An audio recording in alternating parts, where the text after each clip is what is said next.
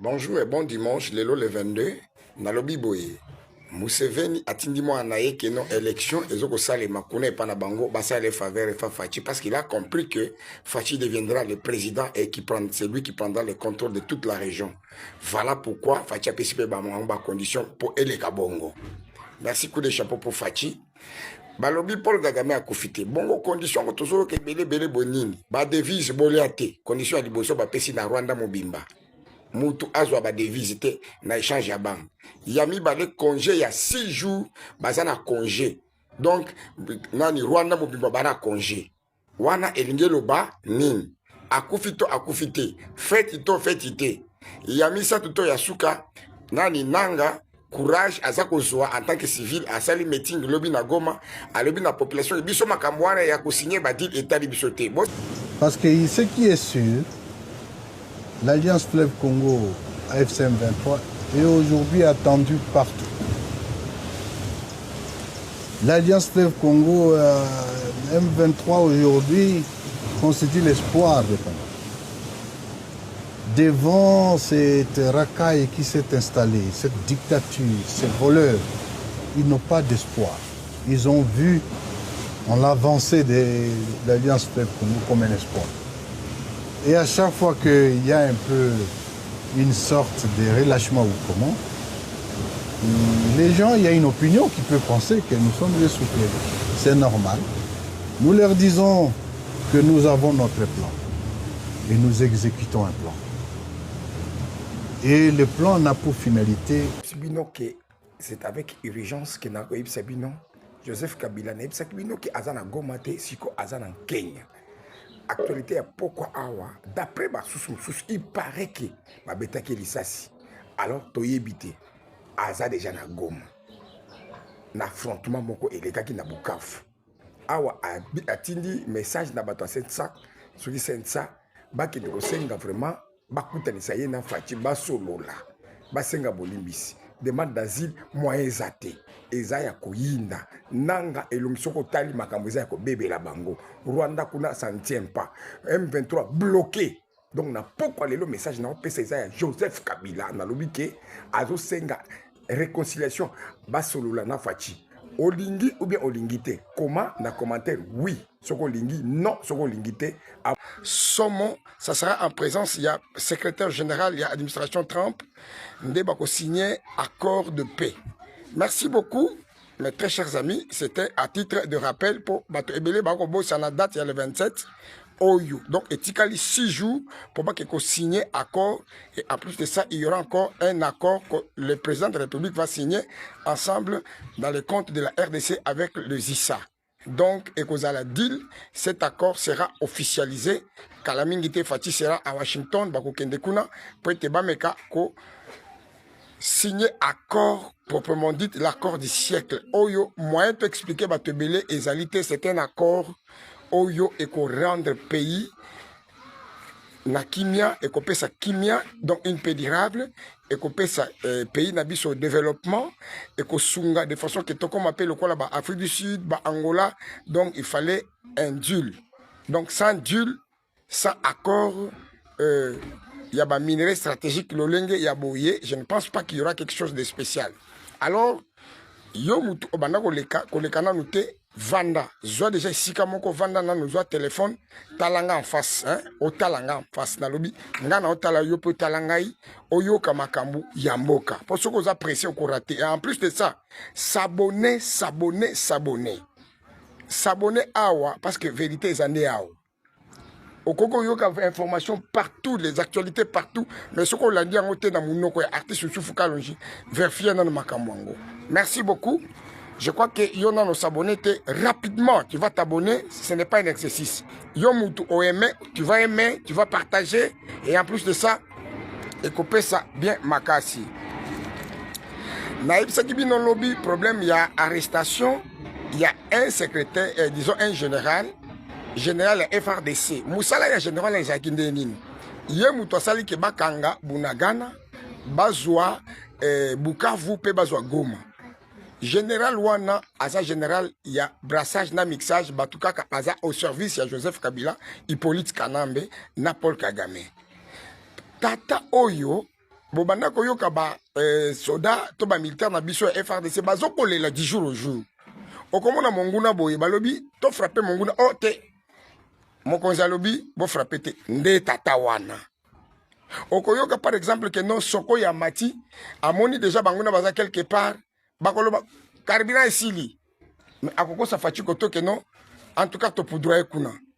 Okoyoka ba manœuvre ya ba corruption banini tout ça. Papa wana.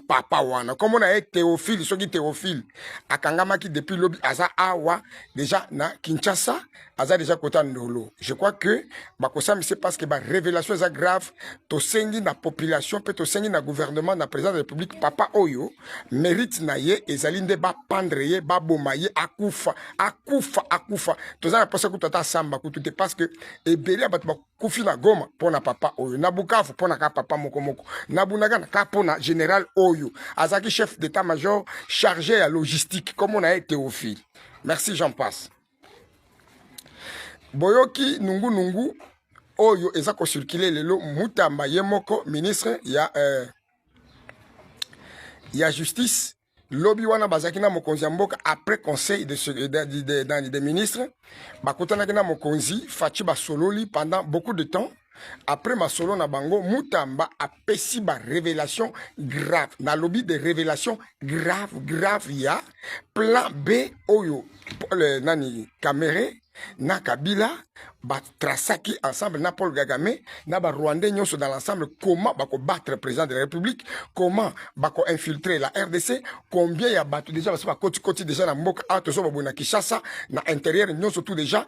Donc les Rwandais les M23 basi ba envahi ba révélation za grave yango Mutamba meki ko solo na mokonzi mboka point par point et loko siko Mutamba sale zanini alobi mokonzi yonga na sengi na sala démission yo boy batu bakomona lokola yo okouvrir ngana yibi mbongo soit kopo moko boy salemi tika ngai nazali ministre ya justice ngai nazo ndima yo o ndima dani kwa sa dépôt nanga ya nani ya ko déposer nani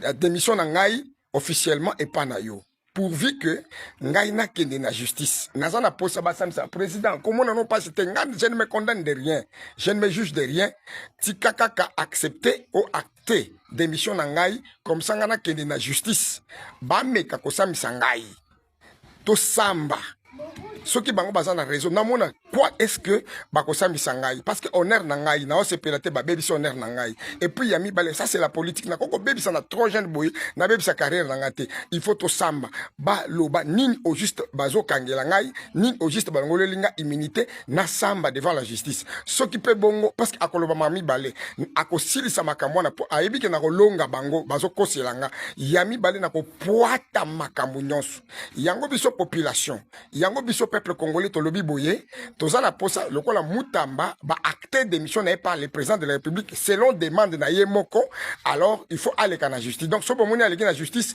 bon sans faire c'est lui-même qui a demandé que justice salem tout le monde a déjà ba manœuvre lokola procureur comme linga prolonger ba makambu te kaka ne ba beta ki chocho pona immunité na elongwa ba beta show toza na posa to mona eza la télévisée batu nyonso bayoka ba mona toyoka ba vérité cachée na plan B oyo basalaki oyo nde bango basali au service de Joseph Kabila Hippolyte Kanambe se rebelle oyo penza toko lukisa nani akimbi kutu ndenga zana je vous donnerai encore information ya Hippolyte Kanambe. Rwanda a tozo baboye et comme il a 3 parties ba utu baza ebele pe na kati ya armée pe na kati ya administration rwandaise ba utu boyebi kende batu oyo baza na pouvoir te le pouvoir est entre les Tutsi awa déjà bandeko balandi je vous dis que mutu ekoti James Kabarebe ndenga azali wana azali noko ya Paul Kagame bola nanga bien sko James Kabarebe lokola oyo aza empêché Paul Kagame o balobi akufi o balobi aza gravement wana ça nous dit rien mais eloko toyebi il est empêché awa tozolo baboye bandeko balandi James Kabarebe noko ya Paul Kagame na minute oyo aza koyokana te na mwasi ya Paul Kagame mama Jeannette